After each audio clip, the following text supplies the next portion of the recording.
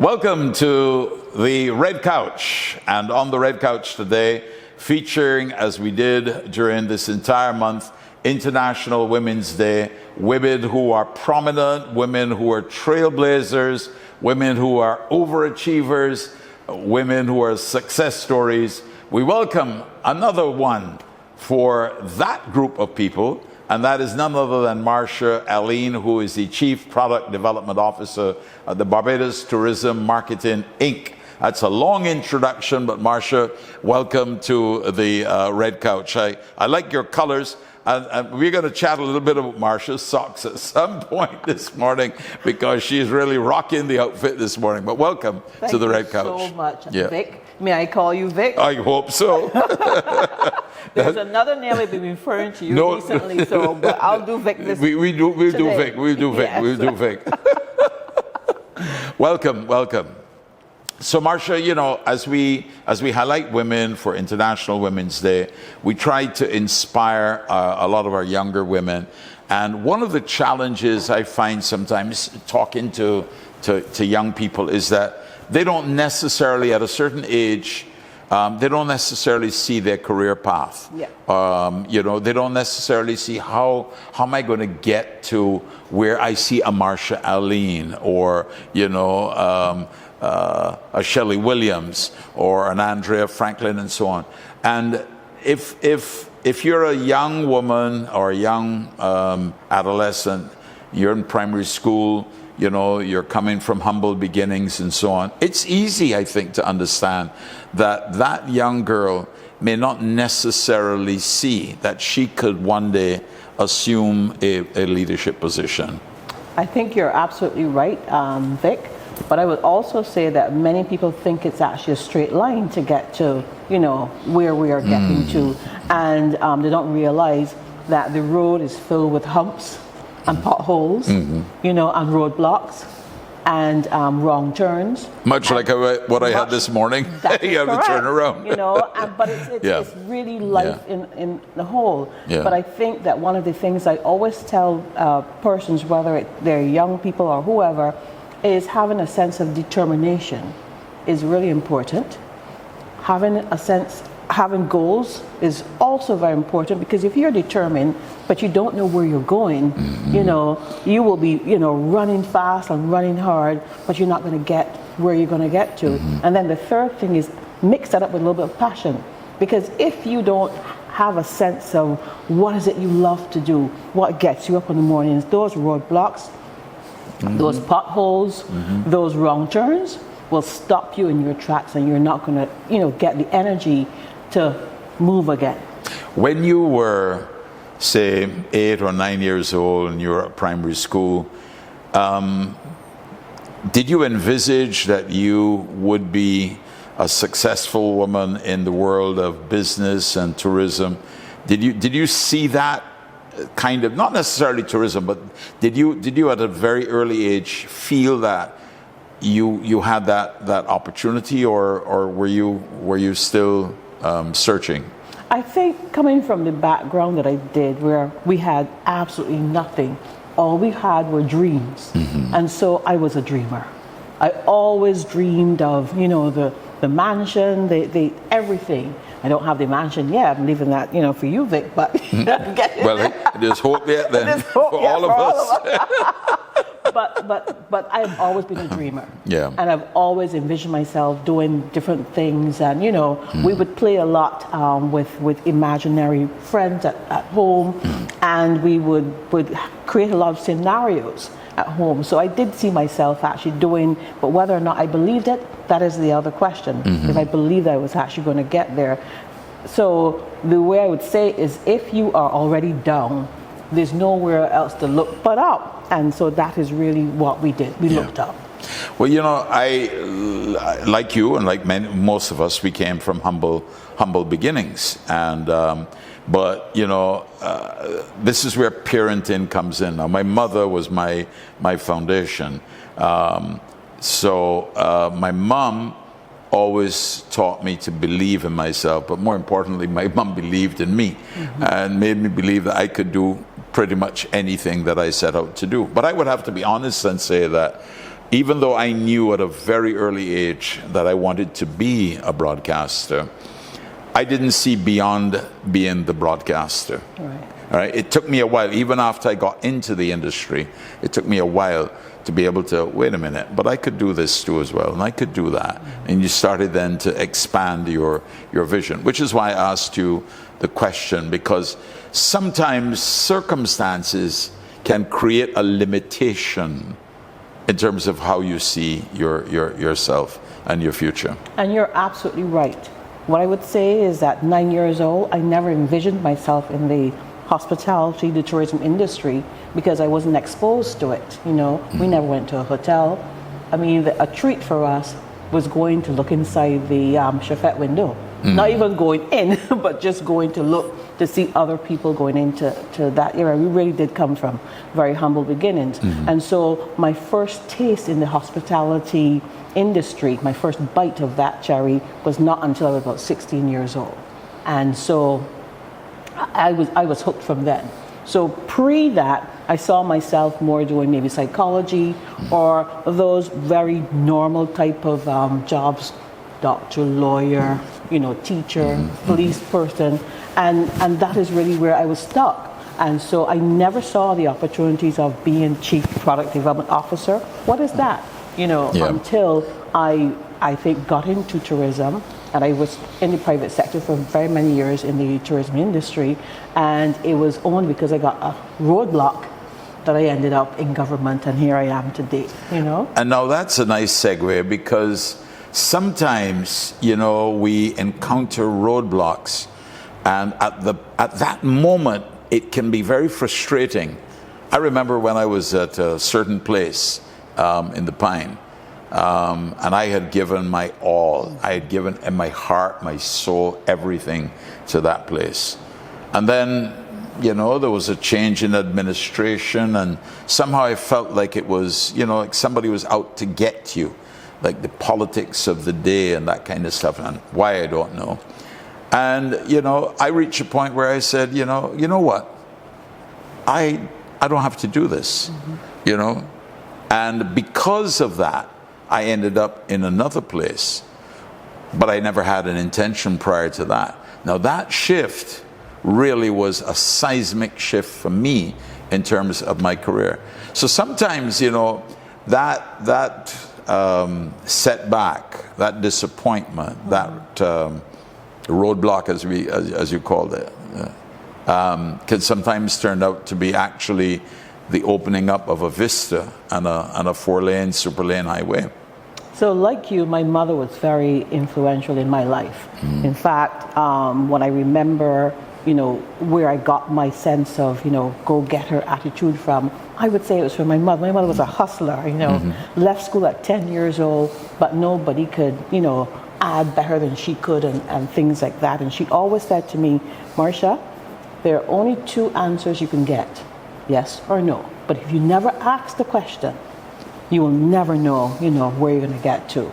And so that roadblock came about, and I really believe that roadblock was almost a divine intervention. There you go. Because we can get so stuck in what we're doing in the moment. Yes. You know, because we say, oh, change is great, but internally we don't really like change. You know, even to put these socks on this morning, you know, I'm like, it's going to go against the fashion sense. No. This is for a cause, right? So, I mean, I think that these roadblocks are intentionally designed to help us to get past the status quo, get past but what are people going to say? Get past what I don't know it's going to work out. Get past these things that we have in our minds continually, and help us and propel us to get to the level that we really need to for other people. Because I don't do what I do for me. I do what I do because it helps someone in Barbados. It helps someone outside of Barbados to enjoy a fantastic holiday. So for me, I try to live a purpose-driven life. You know, and my purpose on this earth is to serve others. Purpose-driven life. I like that. You mentioned how the roadblock is almost like a divine intervention. For me, moving out of one sphere of broadcasting and going over to the competitor, for me the biggest challenge was, oh gosh, I'm not going to be able to read TV news anymore. I'm going to miss, and I really did miss working in television, because I love both media, television and radio. I did radio in the morning, TV in the evening. My heart and everything was in it, and I missed the television. They're two completely different industries, as far as I'm concerned. You know, one is the invisible and one is the visible. You know, so one is very personal or intimate, and the other is a lot more open. But I had to make that choice, because the roadblock that I was seeing was there, clearly set there to frustrate me, and I was not going to be. So my thing was, get that roadblock out of the way and move on with your life. And I think that when you tell your story, I hope that these things inspire our younger women to know that the roadblocks are going to come. Disappointment is, in a sense, isn't disappointment almost mandatory? I think it is. I think if you're to succeed? And I mean, and the thing is that setbacks? It is definitely part of life's road. And it's like a closed door. A closed door is intentional. Not every closed door is there to detract you. Sometimes closed doors are there to guide you in a different direction. And we see closed doors as, oh my gosh, you know, we can't move forward any further. And maybe that door is not the door that you should be going through in the first place. Maybe it's a window. Maybe it's a door around the corner. Maybe you need to do something else before you can open that door. And we need to, I think, process every time that we have an opportunity where things don't work out the way we think that, you know, it should work out. We should spend time processing. What did I do? What didn't I do? What was the best thing I could have done? Was this the best for me? Is there something else? You know, what else is out there? As opposed to thinking, oh, poor me, I never get anything done. And there are people who walk around saying, I have no luck, it never happens to me. But they're alive and they're breathing and they're eating and you know, and they don't realize that they have so many blessings that they can say, thank you, God, for, as opposed to moaning and groaning over the things that they couldn't or didn't get, or the closed doors as well.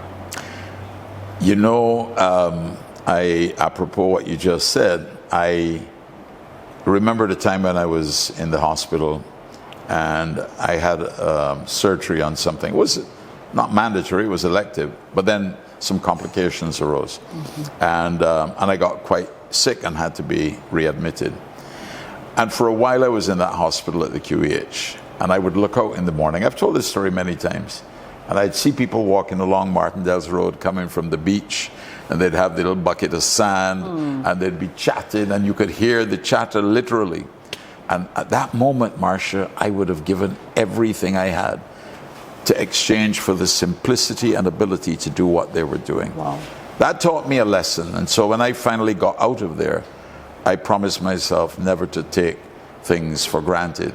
Sometimes in life, we have to go through that deep, dark space in order to appreciate what you just said, and that is that you have life, you have health, you live in we don't live in an environment where there's war and hostility or famine. Your job as a product development officer of the Barbados Tourism Marketing Incorporated, a very important agency, you are really, you in the BTMI are really entrusted, in my view, this is my view, with the lifeblood of this country.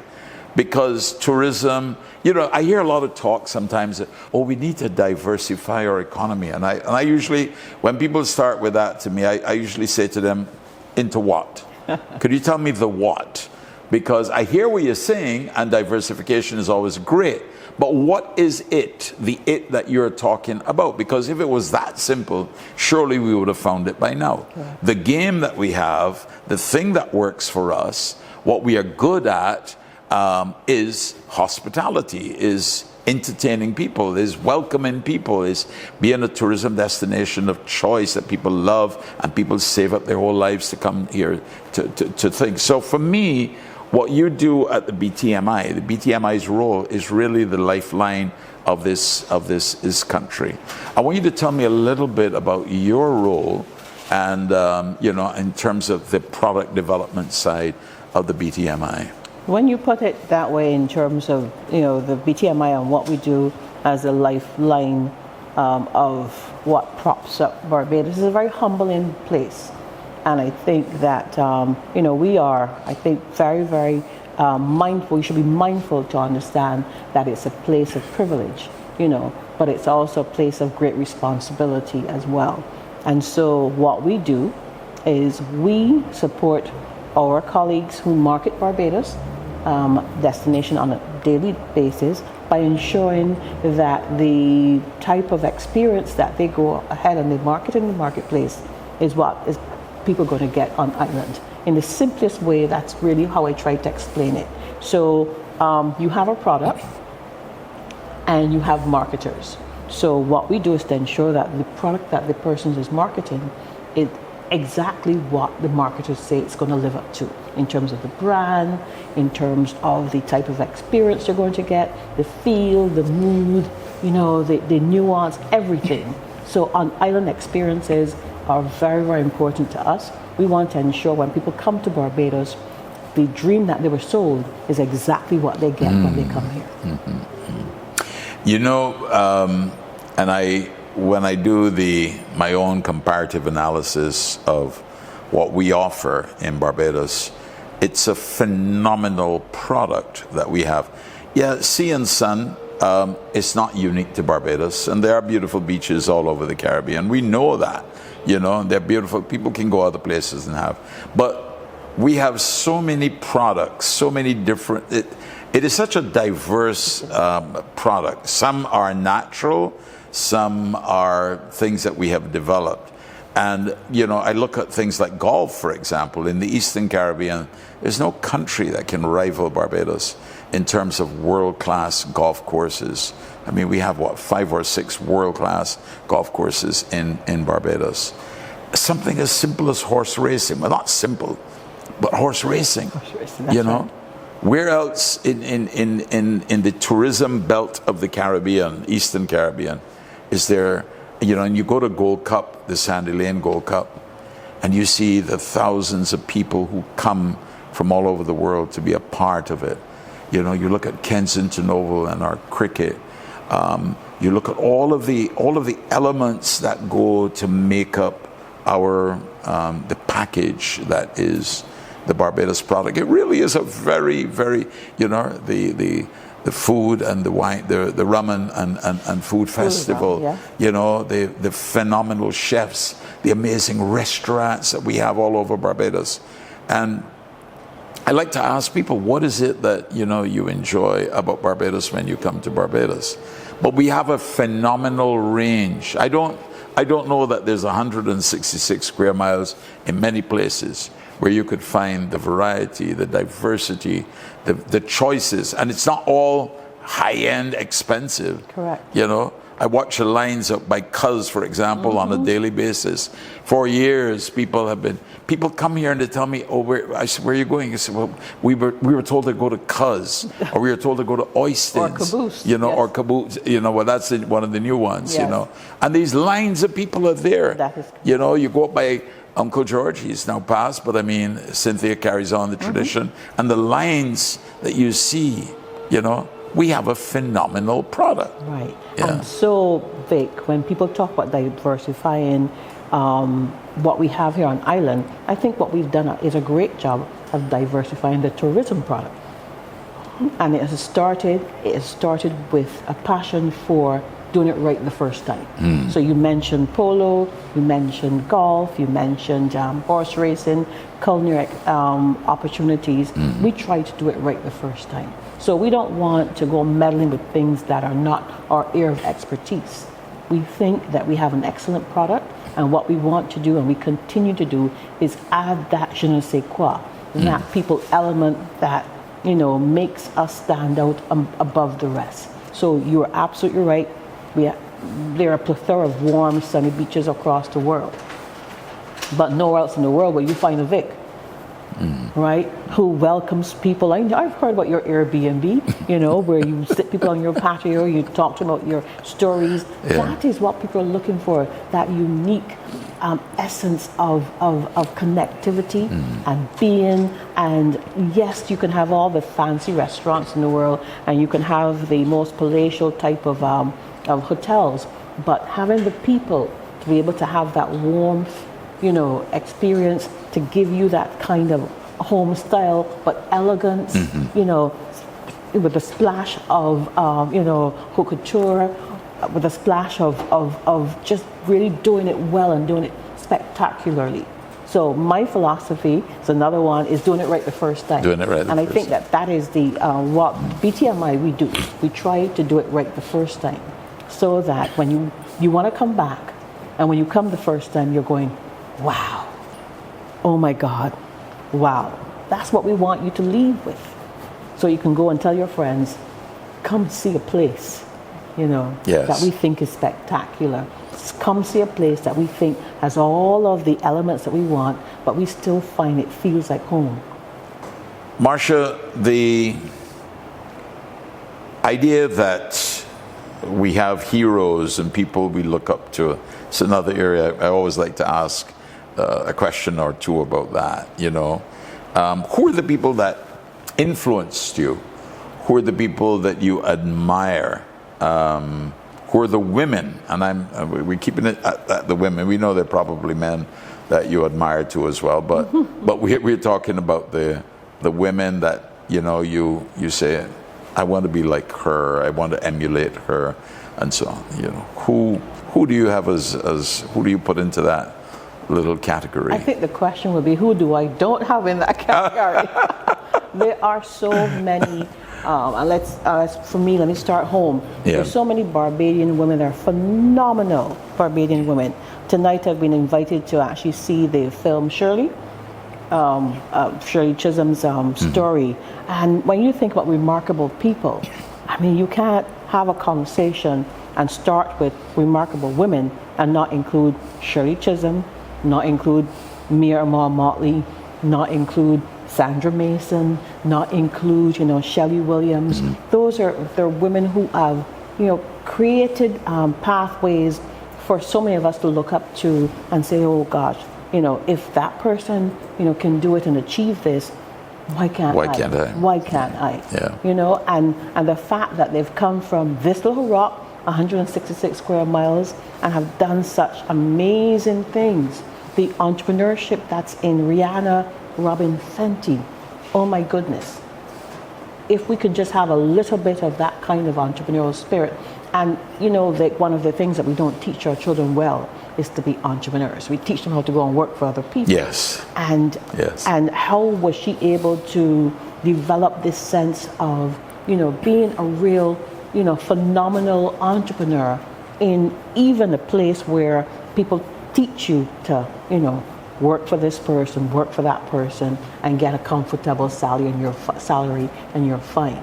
So there are a number of women. May Hines, you know, who was a trailblazer in her day from a tourism perspective, and did, you know, Pat Nihal. I could name so many that have actually really made a difference in the tourism landscape.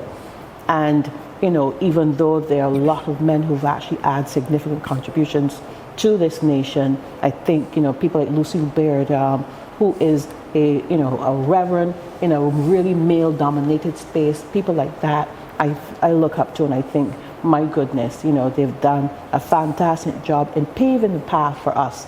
And let me go slightly to my chairman, Shelley Williams, who is probably younger than I am. But she's somebody I look up to because she's done so much in her young years, you know, to really set herself apart from the rest of the pack and create a space. I think her company is celebrating 25 years. And that in itself is a phenomenal achievement. You know, for a young businesswoman. Well, you mentioned the right excellent Rihanna, and I have to agree with you. I mean, her trailblazing.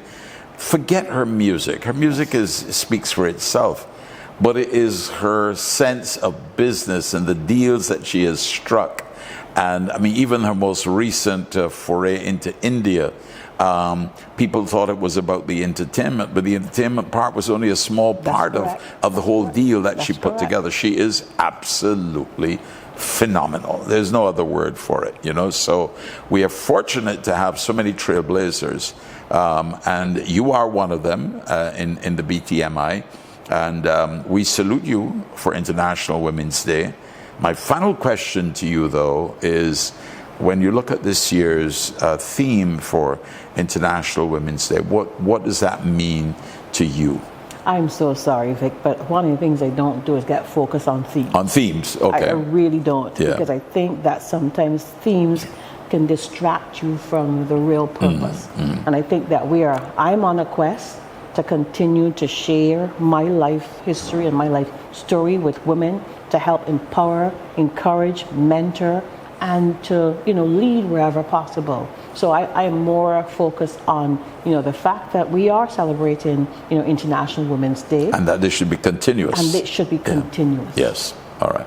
Well, Marsha Alleyne, thank you very much for being my very special guest. As always, it's been a phenomenal experience chatting with you here on the Red Couch. And we do it as we celebrate our women and as we continue to celebrate international women and local women and International Women's Day.